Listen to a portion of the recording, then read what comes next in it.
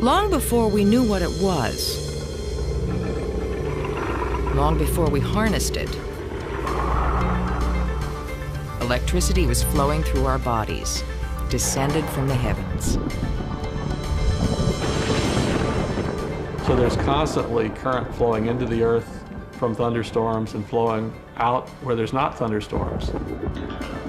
And in that process, an electric field is generated in the atmosphere. We walk around, the voltage between your head and your toes when you walk around is 200 or 300 volts, and nobody notices that because you grew up in it. But when there is enough of a voltage difference between the clouds and the Earth, it's hard not to notice.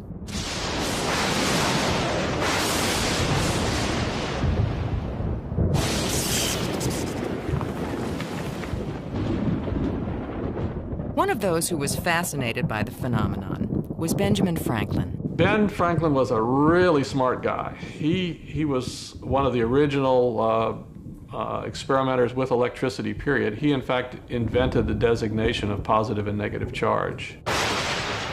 Today, high technology has replaced the kite.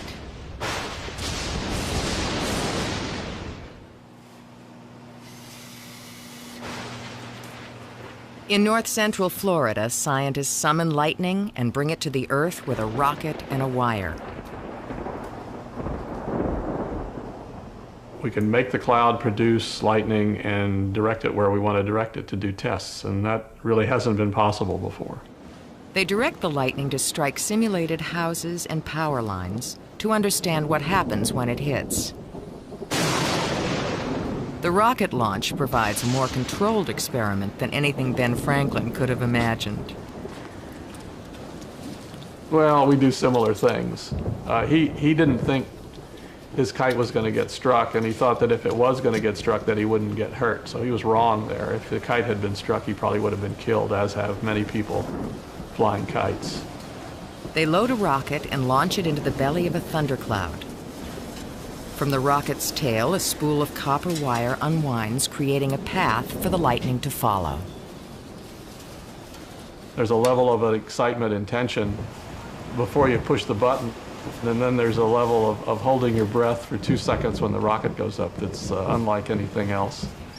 And success feels real good because we only make it happen 20, 25 times a summer, so every one is a big deal.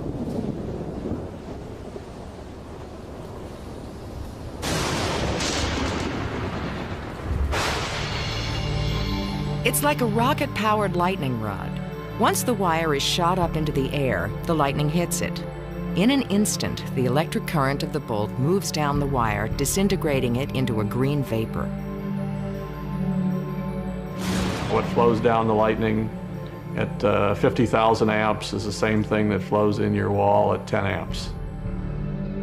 The temperature of a lightning bolt is more than 50,000 degrees Fahrenheit, 6 times hotter than the surface of the sun. All that heat and light is generated by uncounted numbers of electrons being forced to move. An atom's nucleus has a positive charge. Electrons orbiting the nucleus have a negative charge. When electric current flows, electrons are torn from atoms and move freely. Electricity is the flow of electrical charge, and most of the charge flows as electrons moving. Whenever there's an oversupply of electrons, an object develops an overall negative charge. Nature balances things out with equal positive charges somewhere else. The potential difference between the charges is measured in volts. Electric current, anything from static electricity to lightning bolts, is electrons moving from negative to positive. It seems like it's easier to make sparks and lightning than not to make them. Anytime you have two dissimilar materials rubbing together, you get sparks. The path that leaping electrons follows depends on the material they flow through. The human body certainly will conduct current, but not a lot. Not like a piece of copper.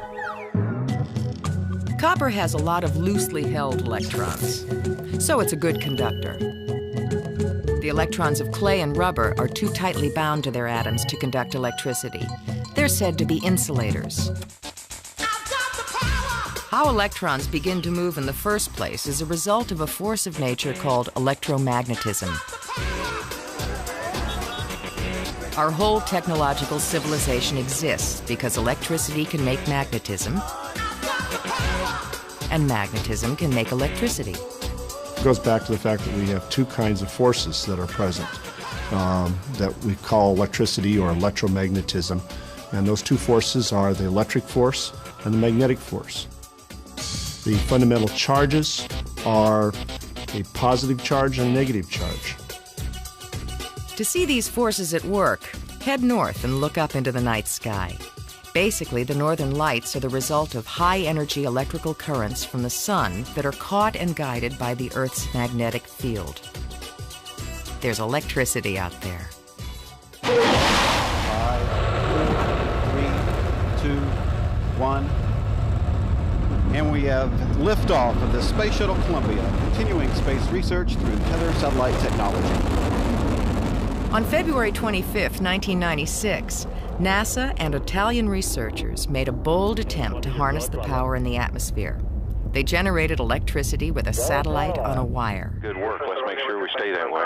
Understand. The mission was part of a new experiment of tethering satellites in space. Attitude verification, 3-14. Go ahead. The experiment was based on the simple principle that when you move a conductor through a magnetic field, electrons start to flow. This generates an electrical current that can flow through a circuit. The satellite was thrust into space using small gas jets, and the 13-mile-long cable began to unreel. If you put a wire inside of that tether, you now have a moving wire that moves across a magnetic field. That magnetic field in this case is the Earth's magnetic field, and the motion is the motion of the space shuttle moving at very fast, high velocities, orbital speeds. Things look fine down here, Jeff. The moving wire in the Earth's magnetic field generated 3,500 volts, enough energy to power a space station. Okay, we see the tension go way down, but the tether's still going out fine. Very slight lateral oscillation. The tether was clearly visible from the ground. It was one of the biggest man-made objects ever sent into space. For 5 hours, the tether swept through our planet's magnetic field, generating more and more electricity. At the boom. The tether has broken. It is going away from us. Get it on the TV, Claude. Please get it on the TV. The tether has broken. Copy. Trying to photograph it floating away from us.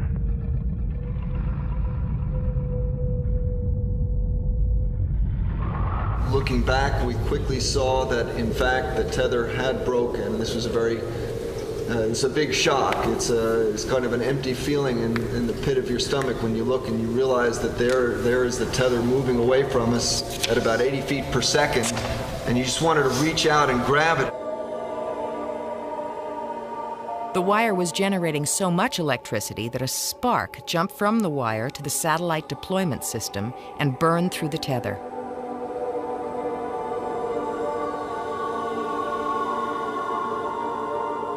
The $440 million experimental satellite just drifted away. Yes, sir. Well, those are some tether dynamics we did not want to see.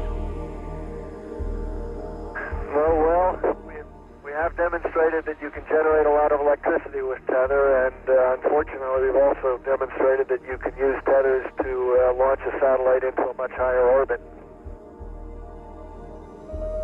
NASA will try the experiment again because it could lead to a new, more reliable power system for space stations and help avoid situations like the Mir mishap.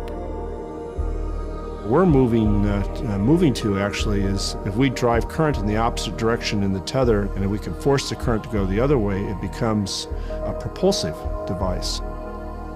So a propellantless spacecraft, the next generation of space travelers may be using electric propulsion devices as opposed to chemical propulsion devices.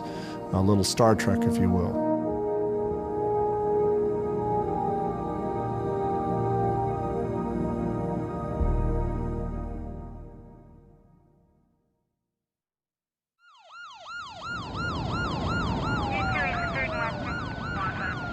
Perhaps we notice electricity most when we don't have any. On July 13, 1977, New York City experienced a blackout. For 25 hours, New Yorkers were without lights or elevators or alarms. Lightning had knocked out power lines north of the city, and the utility company's backup equipment malfunctioned.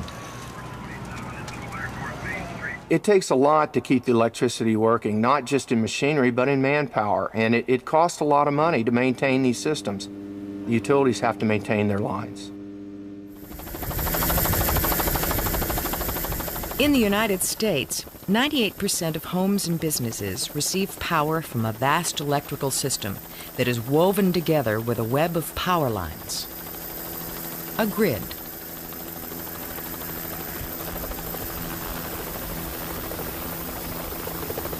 These power lines are naked live wires, carrying 500,000 volts. It's up to the lineman to inspect and repair every part of the grid, usually without shutting down the power. And Bill, I was going to start making a gradual left turn and start heading over towards the line. One of the most daring techniques is used on very high voltage tension lines. It's pretty dangerous, I feel, because you're mixing aviation with electricity. One, you're depending on the helicopter, everything mechanical to go right. If it goes wrong, you're going to drop out of the sky like a rock. If the lineman makes a mistake, you're going to vaporize. These linemen and pilots work for Ag Rotors Incorporated. One of the few companies that attempts these high-wire acts, Ag Rotors has the best safety record in the business. It's dangerous work that only a handful of people in the world are qualified to do. One of them is Spider Lockhart. Because I'm going to put the hood over top of my helmet. The dress required for the job is a lightweight suit of armor made of stainless steel thread. We have a strap on the inside that ties to the pants, making an electrical connection between the pants and Electricity the jacket. follows the path of least resistance. In this case, the metal threads of the suit, rather than flowing into the body of the worker. We're dressed in a stainless steel suit, fully conductive, fireproof, Nomex. Everything we have is fully conductive. Have you ever walked through a hotel room with a certain pair of sneakers in the wintertime where you walk up to your hotel room door, reach over and grab the door, and you get a little zap on you? That's called static electricity. Basically, that's what I'm trying to eliminate from what I'm doing.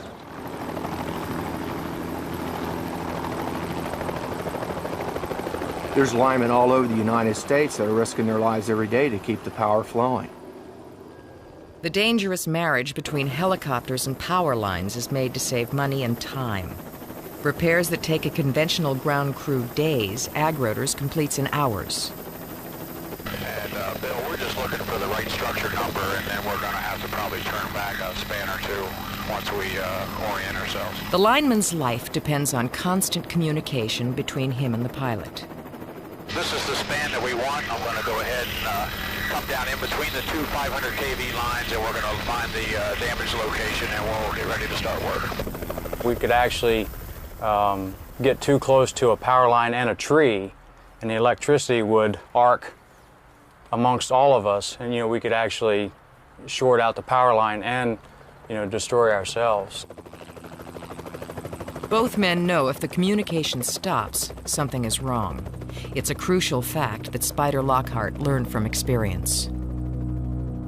As soon as I felt the voltage going through me from the mechanical ground that I had, I knew that I'd made a mistake.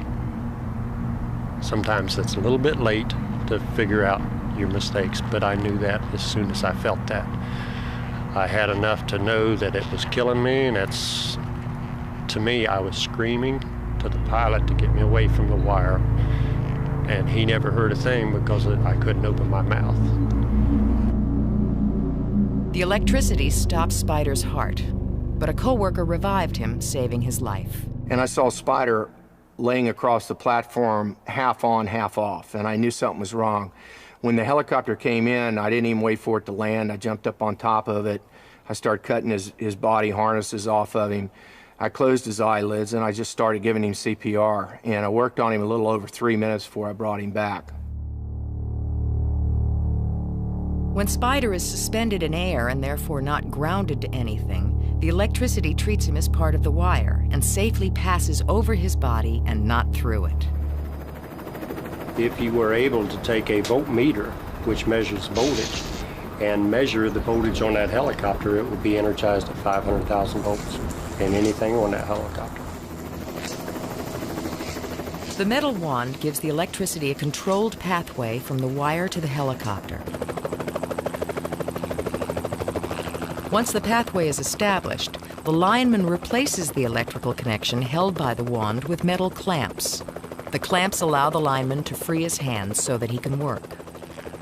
I was working in the middle of the Everglades, and I knocked the bond off, unbeknown to me. And when I went to get close to the wire, the arc went straight to my mouth. So I absorbed roughly about 500,000 volts to my mouth and my nose, blew all the fillings out of my mouth, cauterized my nose, knocked me out of my seat belt up underneath the platform, the belly of the ship on the platform. And I was unconscious, it seemed like, for a pretty long time, but it was just a few seconds. The amount of voltage may be the first fact recited when explaining the dangers of electricity. But the high voltage isn't what kills a person, it's the amps. The electricity in the lines can flow at 500,000 volts, but isn't necessarily deadly if the amps are low. Real low. It only takes 1 amp to stop the heart. Think of the electricity flowing through wires as the flow of water. In a squirt gun, water is under pressure and moves fast, but to put out a fire, it's not the best choice. You need a fire hose that can move a whole lot of water. The water pressure is equivalent to voltage in electricity. The amount of water is like electrical current and is measured in amps. Electrical measurements are based on numbers of electrons. A light bulb, which uses 1 amp of current, has 16 quintillion electrons moving past a single point in the wire each second.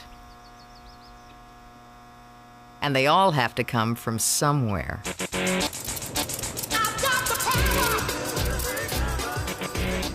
Good evening, ladies and gentlemen. My name is Bruce. I'm going to be your guide for the tour this evening. Behind me is Hoover Dam, 726 feet tall and 660 feet thick at the base. Hoover Dam contains enough concrete to pave a 2-lane road from San Francisco, California to Miami, Florida.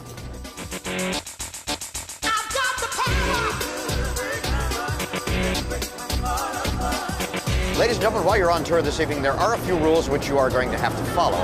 If you hear bells, whistles, horns, sirens, or buzzers, look at me. If I'm still standing here, it is not an emergency. If it is an emergency, follow the instructions which I give you carefully. Don't trample me trying to escape. I have the keys. Hoover Dam is one of the greatest civil engineering feats in the world. The dam is more than 700 feet high, forming a lake more than 100 miles long. Its purpose? To turn the energy of falling water into electrical energy.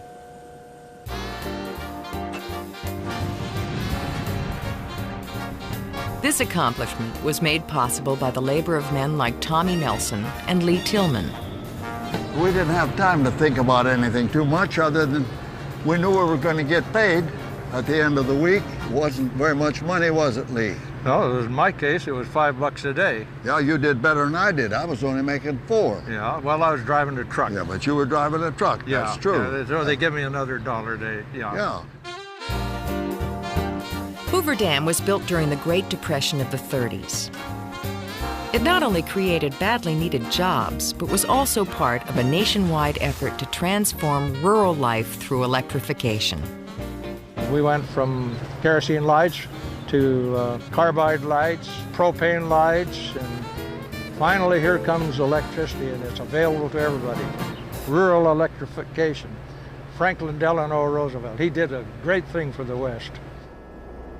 Today, Hoover Dam alone generates enough electricity to serve more than 1 million people. That's a lot of watts.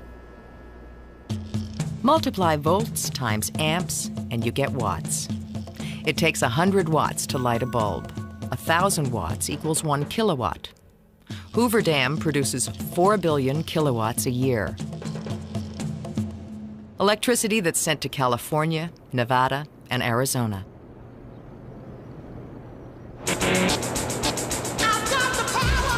This is the Arizona wing of the power plant. This room is longer than 2 city blocks. We have 9 of our commercial generators in this wing, each producing 16,500 volts of alternating current. Each generator can supply enough electricity for a city of 100,000. The power of falling water spins the blades of a turbine. The shaft from a turbine spins a magnet inside a tightly wound coil of wire. This motion generates electricity. The spinning magnet causes electrons to move in the wires and produce an electrical current. In this case, it's alternating current.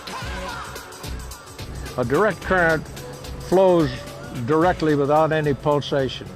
It's just a direct current. It's exactly what it is. It's like if you open a pipeline and let the water flow in one direction. That's direct current. And the word direct means just that, and that's exactly what it is. Alternating current means that the electricity flows to the load and back to the generator, to the load and back to the generator, and the frequency that this happens is called cycles. The generators produce 16,500 volts of electricity.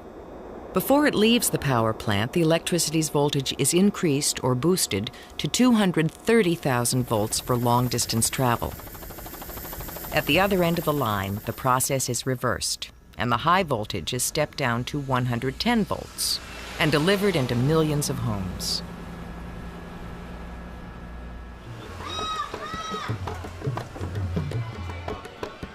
In some places, the need for electrical power has forced people who can't afford it to break laws and become electricity rustlers.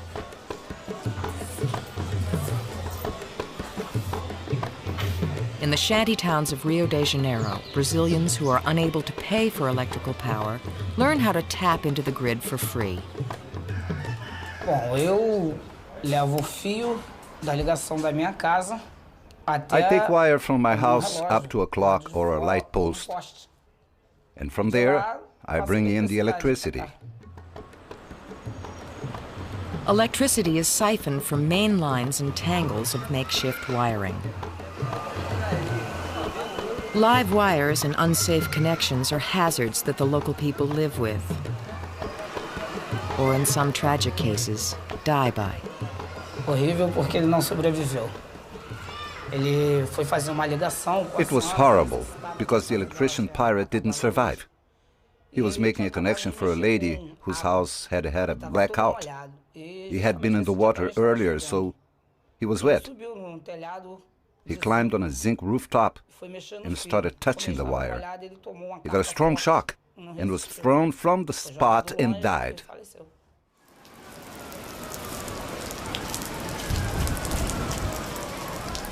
These self-taught electricians are often regarded with gratitude by residents.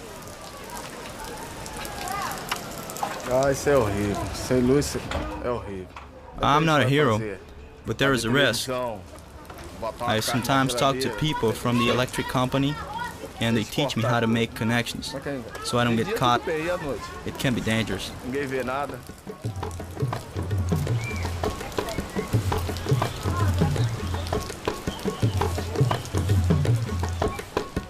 Today, life without electricity is unimaginable.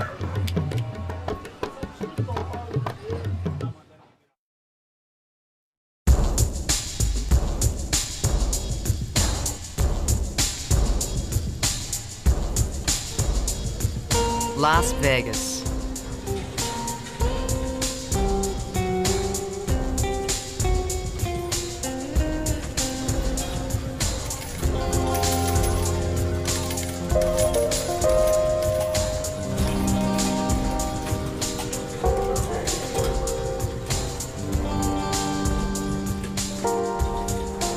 Well, people are like insects. They just love light, and they're drawn to it, and they want to see what it's all about. And so the casino operators and everybody here put a lot of light out, and it just draws people in. It just says, we're having a party here. Come on in. Come on in. In Vegas, the theory is, if you build it, they will come. And if you build it and cover it with lights, they will come and spend money. Without electricity, this town would just be another sleepy place in the desert. From space, it's the brightest man-made spot on the planet. Millions of bulbs that all, at one time or another, burn out and need to be changed. Every night, crews from the Young Electric Sign Company go to work repairing and replacing bulbs.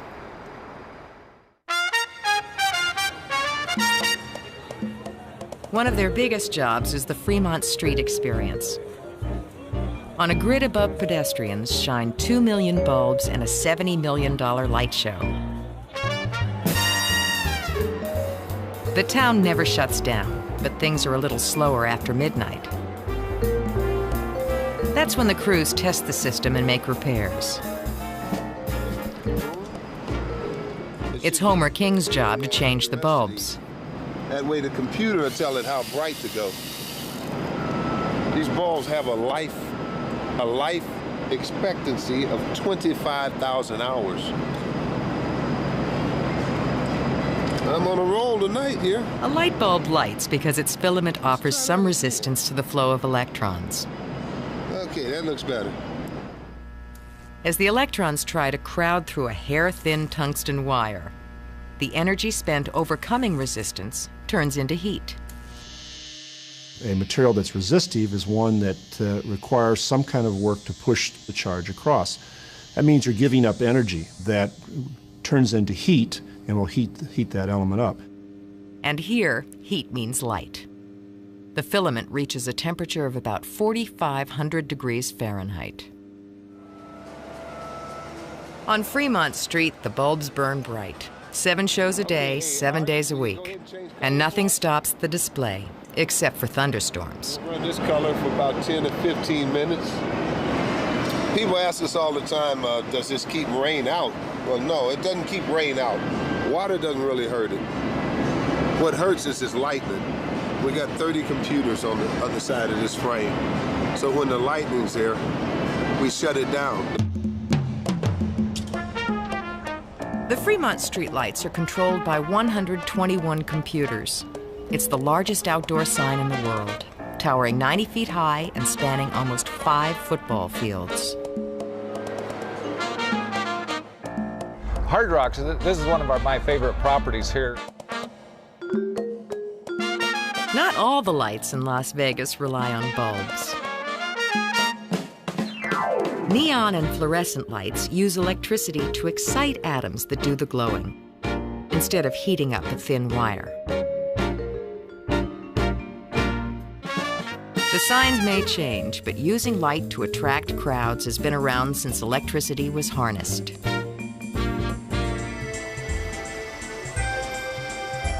Coney Island was one of the very first places to use electricity. Thomas Edison lit it up with 1 million of his new incandescent bulbs.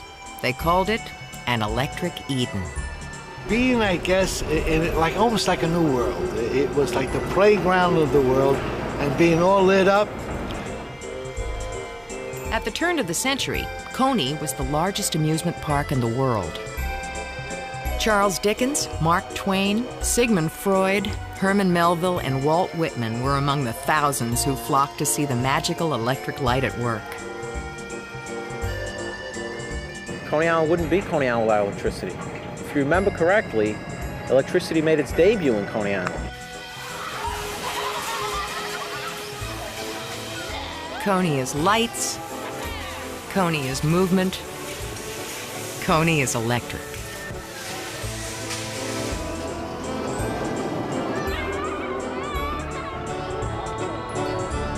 The electric Astroland Cyclone is ranked one of the top 5 roller coasters in the country, and it is one of the oldest.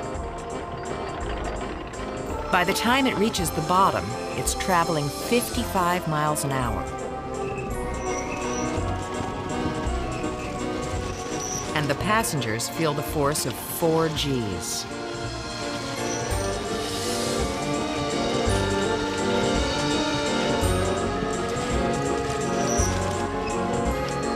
For the last 70 years, this electric motor has made it all possible, pulling the 7-ton car to the top of the hill.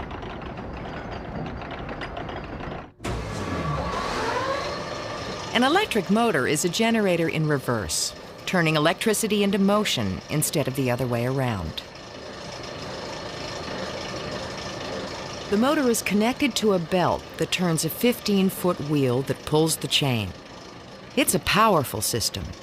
When the roller coaster clanks up the hill, the motor is drawing 600 amps, enough electricity to power 3 modern homes.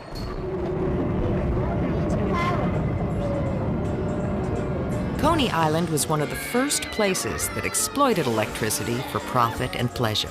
Good use. It's the only use. I mean, listen, electricity, it attracts us all. If we didn't have electricity, where would we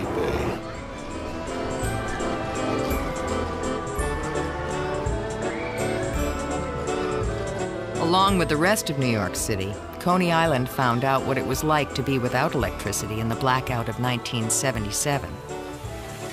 All of a sudden, lights went out, and I looked out at the park and up at the Wonder Wheel. Nothing was moving.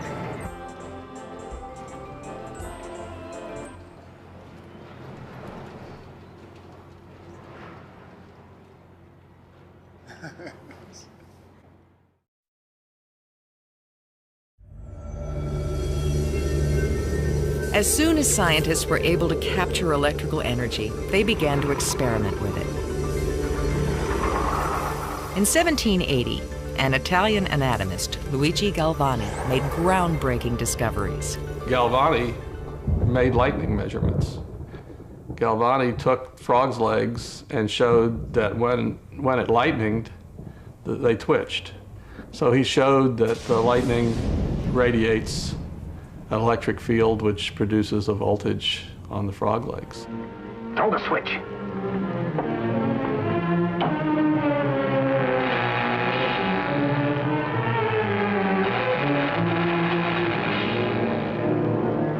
Wait, I thought I saw a pulsation of the heart. You're right. Dr. Bradshaw is beginning to breathe. You brought this man back to life. No. The heart muscle has simply responded to a terrific electrical shock, that's all. What was once thought to be science fiction turned out to be fact. A heart beats because every second electrical impulses spread through the heart muscle, triggering and coordinating a movement. These signals send echoes through the body tissue to the skin, where they can be detected by metal sensors and displayed as an electrocardiogram, an electrical readout that allows doctors to constantly monitor the heartbeat. Electricity, electrical impulses are all over the body. The electricity in our bodies is created by chemical reactions between cells.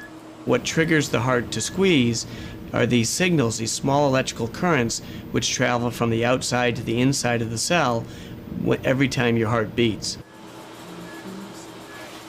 Dr. Hugh Calkins is an electrophysiologist at Johns Hopkins University. He uses electricity to treat and cure electrical malfunctions of the heart. Today, he is implanting a device in a patient who suffers from a condition that causes the heart to beat too fast. It takes a certain amount of time for the heart to squeeze blood out of the heart, and also for blood to get back into the heart. So if you go very, very fast, instead of squeezing in a rhythmic fashion, it will literally be quivering, and no blood will flow in the body, and within seconds you'll pass out, and in minutes after that you'll be dead. In order to restore the heartbeat, the victim needs an electrical shock. When you just put these on the body, you get what's called a quick look, that this acts as an antenna. you can see what the heart rhythm is, and if it's not what you want it to be, if it's ventricular fibrillation, then you can go ahead and discharge it. The way that's done is by pushing both of these buttons simultaneously will cause these to fire, and that will give a 360 joule shock across the body. And to the degree that the heart's in between, the heart will be depolarized and normal rhythm will be restored. In the electrophysiology lab, the technology of portable defibrillators is now being implanted in the body. Calkins threads a small wire lead down into the heart. That's up in the pulmonary artery. The wire lead acts like permanent paddles on the heart. If the implantable defibrillator detects a problem, it will automatically give an electrical shock to the heart within 10 or 15 seconds. When I put one of these in, you really have this comforting sensation that this patient, it's like as if they're in the intensive care unit forever, that if ever they develop a rhythm abnormality, too slow or too fast, it will take care of it. And it's really this tremendous insurance policy.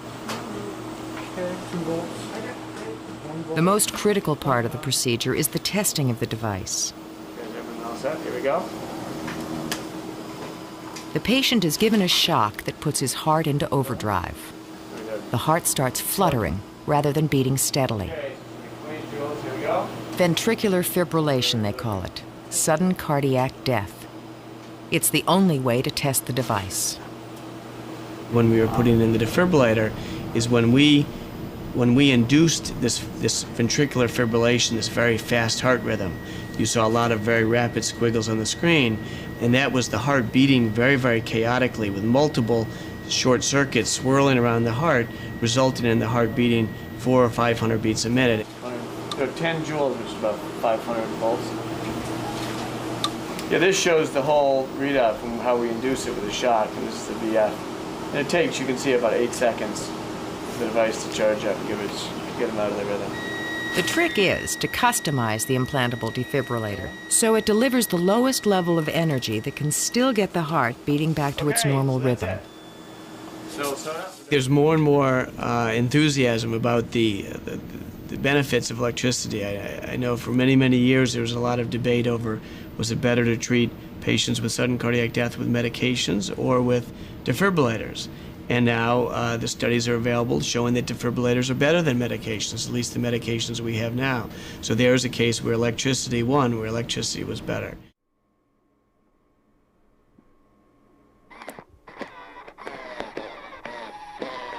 This is a Utah arm, one of the newest links between human and machine. The device uses the body's own electrical impulses to operate and control an electrical arm. John Migueles works with amputees, teaching them how to use and operate the myoelectric arm. Right now there's a race between limb transplant and electronics. We start off with a silicone skin, and inside it there are electrical motors that control the opening and closing of the fingers. Next, very often we have a electrical motor here that operates wrist rotation, supination or pronation. Then we also have an electrical motor over here that controls this transmission that you can see that controls flexion and extension of the elbow. The microcomputer is mounted right here, and that processes all that information. One of the neat things about the hand is it offers a lot of pinch force, over 22 pounds of pinch. So we need to be very careful when we're grasping things. Bob Goodman controls his bionic arm by contracting his biceps and triceps muscles.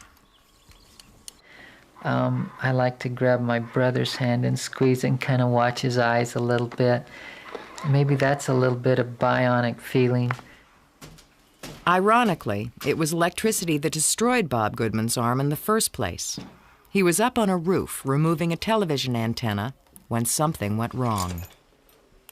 This antenna became top-heavy and came in contact with high voltage lines in back of us, some 12,500 volts. It was an aluminum ladder that I was on, and so it became very hot and burnt my leg. Luckily, I was knocked loose of the ladder and hit the ground because some of the doctors think, well, with that amount of volts, your heart probably did stop. When I hit the ground, it kind of jump-started my heart again. So I felt very fortunate when I learned this, that I got a second chance at life, even though I was missing my right arm.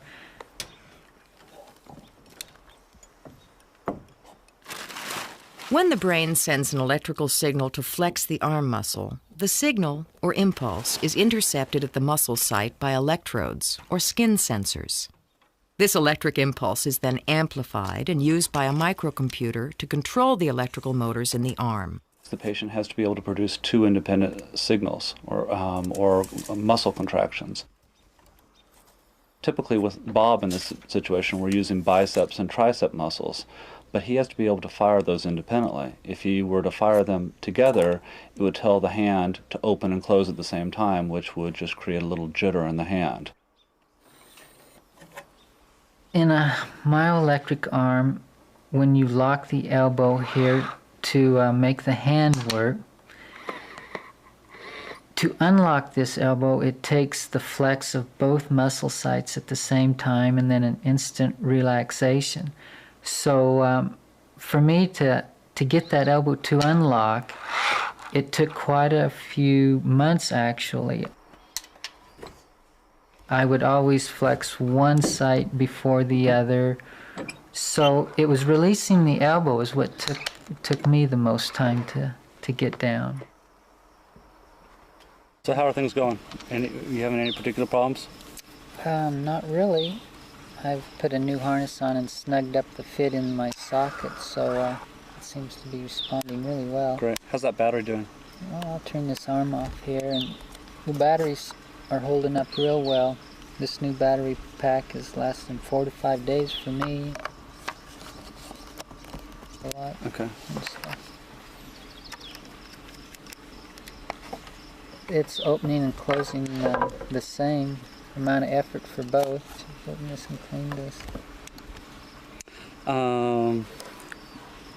Okay. Open and close? Good. Close? Great. When I first tried it on, I think there was a hint of having an electrical arm this close to my body, but as soon as I was able to make the arm work and the hand to work, and that all disappeared. I thought it was so neat that a person could make a lifelike hand work so effortlessly that fright left right away. It became more of an enhancement than a threat right away. It's been releasing real well. A Utah arm can cost anywhere from $45,000 up to $120,000. Left the lights on, which means that I've chosen to wear this arm every day, so maybe I didn't learn quite enough lesson from an electrical shock because I still wear an electrical arm. Okay. Good for another 10,000 miles. Yeah, great.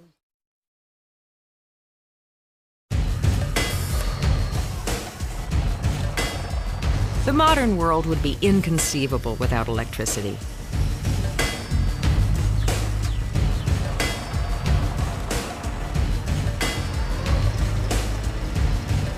In 8 hours, a man used to hard work can continuously exert 1/10 of a horsepower. But the same amount of work can be done by an electrical motor in a fraction of the time. Electricity as a harnessed power has no rival. It is clean, silent, and can be turned on and off instantly.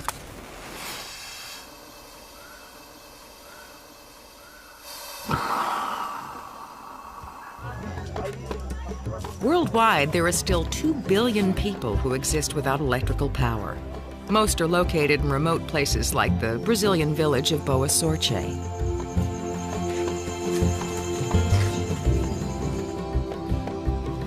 Too isolated to receive power from the country's grid, the residents did without the electrical inventions of the 20th century.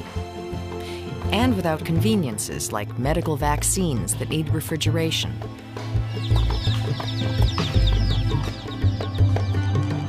Electric motors, or clean running water.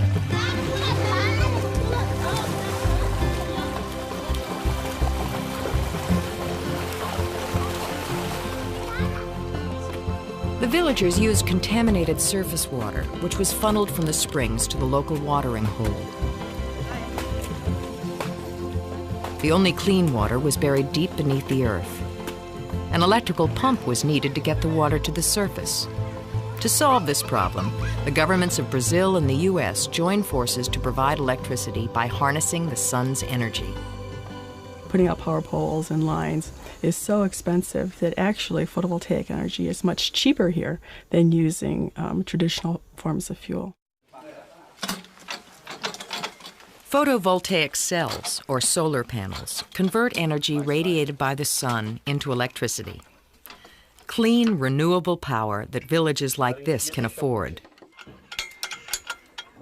Engineer Roger Taylor is part of the electrification initiative in Brazil. In this particular village, they're going to change by having the school accessible at night. The health clinic will certainly be able to store vaccines and provide more immediate health services. And the water pumping system here, particularly since it's so deep, will provide very pure, very clean, filtered water. The joint effort will set up 4 different systems here.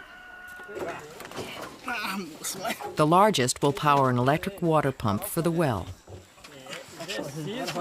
Water pumping takes a fair amount of energy in this case because the well is fairly deep. The well here, we will put the pump at about 100 meters down in the ground, so it takes a lot of energy to pump that water up to the top. When a solar panel is put out into the sun, the materials within it release electrons and produce electricity. In Boa Sorte, the panels are being connected to a pump. When the system is up and running, the electric current and water will flow. On May 26, 1997, the village turned on the power.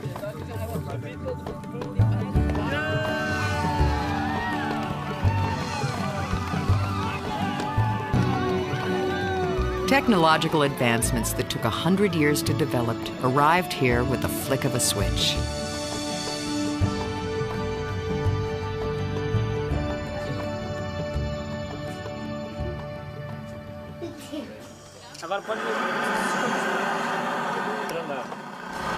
And so then it would be very interesting to see, once they have the basic standard of living that many people of the rest of the world enjoy,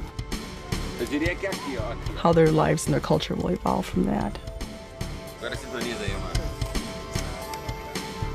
More and more aspects of our world depend on electrons in motion.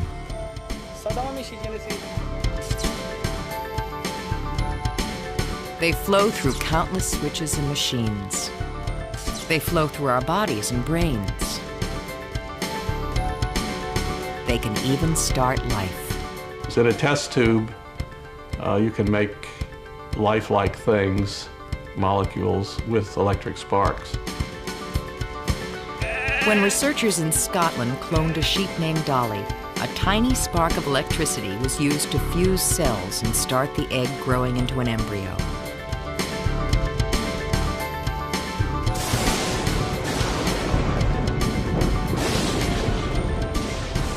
All this started with a curious fellow back in 1752.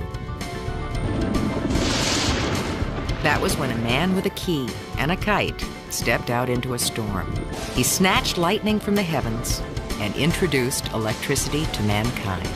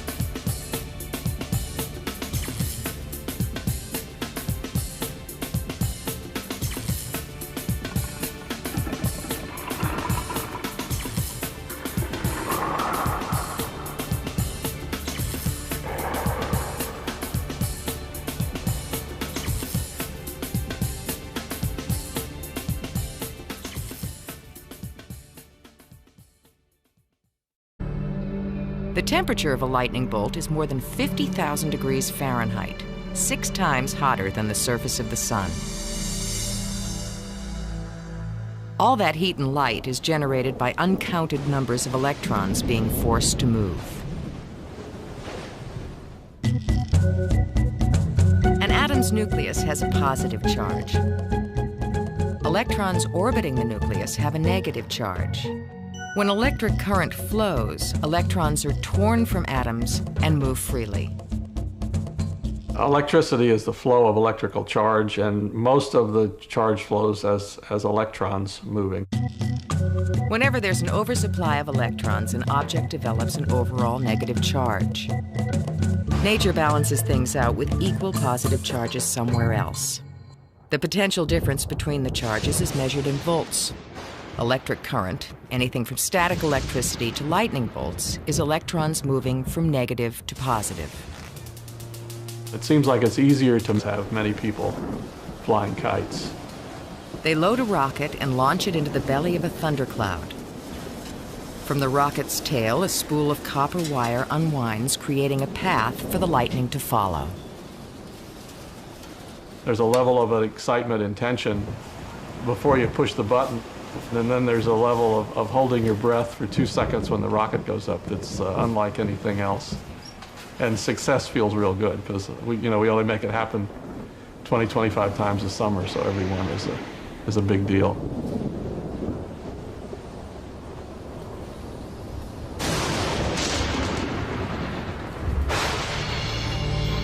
It's like a rocket-powered lightning rod. Once the wire is shot up into the air, the lightning hits it. In an instant, the electric current of the bolt moves down the wire, disintegrating it into a green vapor. What flows down the lightning at 50,000 amps is the same thing that flows in your wall at 10 amps. Experimenters with electricity, period, he in fact invented the designation of positive and negative charge. Today, high technology has replaced the kite.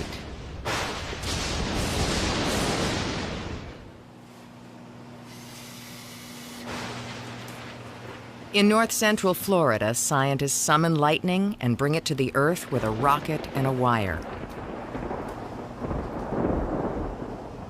We can make the cloud produce lightning and direct it where we want to direct it to do tests, and that really hasn't been possible before. They direct the lightning to strike simulated houses and power lines to understand what happens when it hits. The rocket launch provides a more controlled experiment than anything Ben Franklin could have imagined. Well, we do similar things. He didn't think his kite was going to get struck, and he thought that if it was going to get struck that he wouldn't get hurt. So he was wrong there. If the kite had been struck, he probably would have been killed. Long before we knew what it was, long before we harnessed it, electricity was flowing through our bodies, descended from the heavens. So there's constantly current flowing into the earth from thunderstorms and flowing out where there's not thunderstorms. And in that process, an electric field is generated in the atmosphere. We walk around, the voltage between your head and your toes when you walk around is 200 or 300 volts, and nobody notices that because you grew up in it. But when there is enough of a voltage difference between the clouds and the Earth, it's hard not to notice.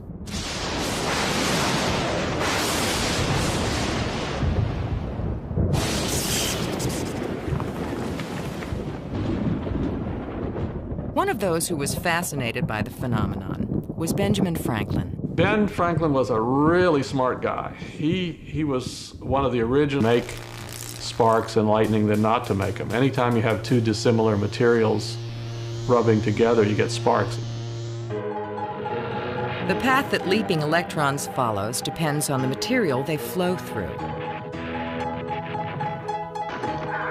The human body certainly will conduct current, but not a lot. Not like a piece of copper. Copper has a lot of loosely held electrons, so it's a good conductor. The electrons of clay and rubber are too tightly bound to their atoms to conduct electricity. They're said to be insulators.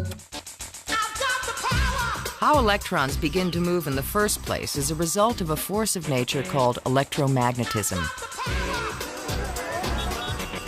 Our whole technological civilization exists because electricity can make magnetism,